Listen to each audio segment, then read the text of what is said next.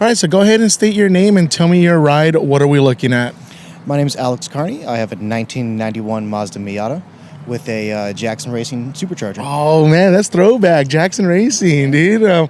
Now, tell me why Miata? How did you find this car? You got the classic pop-up headlights, which everyone loves. What's your history with this vehicle? So I initially bought in 1997, back about 8 years ago. Simply because I wanted something inexpensive. Used to have just a Jetta. I still drive Jettas now, but this is the fun car now. That car I bought with the 5-speed, the original motor, original differential. Built it up, started doing things, new transmission, new diff, rebuilt the supercharger. It got rear-ended about 3 years ago. So I had to buy a new car, which was in perfect condition, and then strip it down to bare metal and move everything over from the old car to the new one. Oh my goodness, that's a story right there. Now, was Miata kind of a poster car for you? What attracted you to this versus, any other convertible, or they always say S2000 or FRS or anything of that nature? What made you want Miata? The easiest thing about Miatas is that they're incredibly easy to work on, regardless of your skill level. And for being able to learn, they're also just great because you can reach everything. You can do everything relatively inexpensively. Find parts, right? Oh, yeah, easily. And you don't even need just Mazda parts. There's parts from Ford, BMW, Mercedes that all work very easily. Oh, yeah. All right, so ease of work, ease of maintenance, and all those ideas. Now, what have you? It looks modified, or what have you kind of done to it? Have you been on like an autocross session or a track day? Tell us about that. Honestly, I don't like to autocross this car. It's more of my hot rod build for using on the street. Not really for street racing, just for kind of enjoying cruising. I've got an air-to-water intercooler for the 45 cubic inch supercharger. Yep. The 6-speed out of a Mazda Speed Miata. I believe it's 2005, actually. Oh, that's pretty cool, and they fit direct in. Yeah, just bolts right up. You have to mess with the starter a little bit, but that's about it. And then a 2003 Togeiki Fuji Super Differential for the rear end. Yeah. So the clutch one. Everyone likes to use the Torsen, but I don't know. I have a supercharger. I'm a bit weird. No worries. Yeah, and I bet I'm sure it locks up just as much as you need to. Now, what was your into the car community, car scene? Was it like a changing oil with dad experience, or how did you get into the love of cars? It kind of started back with a 2001 Toyota Echo back in high school. We're at Echo. Yeah, I know. Strange car to start with. So I'll be a little bit sad and cringy here. No I got worries. broken up with from my high school sweetheart. I didn't really have much to do, so thought, well, might as well do something. A machine will tell me exactly what's wrong with it whenever it needs to. So I'll start dumping my heart and soul into machines.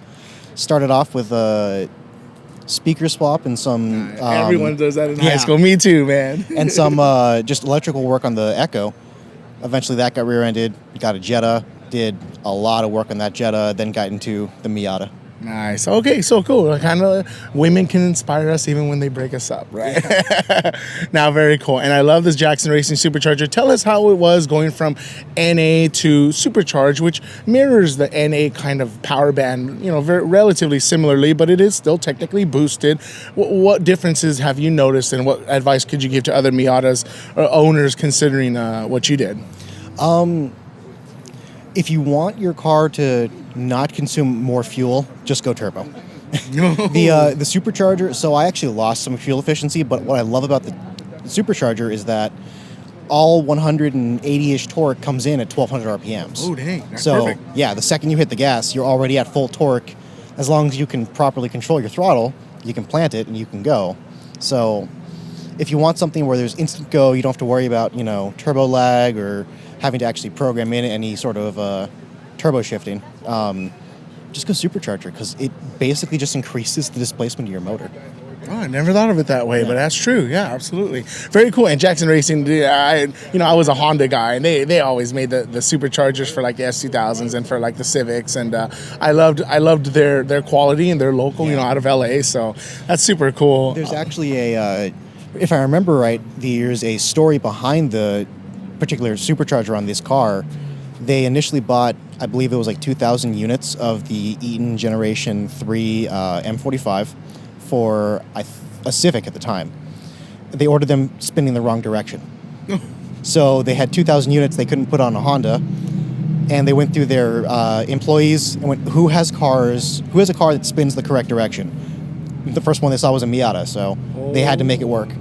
But that's super cool. That's a very fun factoid, if anything. Yeah. That's very cool. Last question. California wants to transition to electrification in the next 15 to 20 years. I don't know if you're a California native, but what are your thoughts of electric cars in the future, the car culture? Electricity is definitely going to be a major part of the future, however, not the way it is being done. Hydrogen electric is definitely the much better option to go with, because with a fuel cell, with hydrogen being the most abundant resource in the universe, quite literally, Yeah.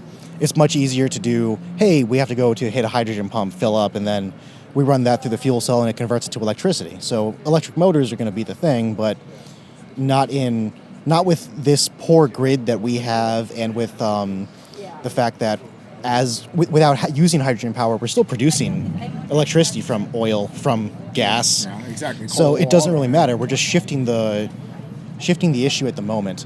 And unfortunately, yes, I do love my internal combustion engines, but I will accept the idea that hydrogen is going to be a thing. It's going to be coming in for electricity, and it's going to have to be there, unfortunately. Yeah. At least we'll have the transition point. We'll still have classic cars, because at some point in time, all internal combustion engines will become classic cars, regardless of whether or not we want all of them to be. No, very good point. And I hope, again, I've always mentioned this too, you're not the only one to say about the hydrogen. I hope that auto manufacturers, if they're ever listening to this, and I'm not a huge channel, but if they ever can consider, like, how can we continue to incorporate that. I know Hyundai has their Nexo. Some of the public transportation, they use hydrogen fuel cell, and I know this is still a way of saving the combustion motor and still giving us some of those the feelings that can give us versus a car. But I kind of understand how they have to pick one or the other, but yeah, we'll have to wait and see. So I really appreciate your time.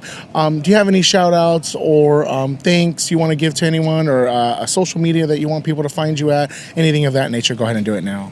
I actually have two Instagrams. I have one for me. It's going to be Valeris Alden. Very difficult to spell. VALARISALDEN. And then I also have Dudley Longfellow if you want to follow my dog. DUDLEE. Which you should. Beautiful Daltians. Awesome. And well, thank you again for your time, and we'll make sure to get that plug in. I appreciate it. Awesome.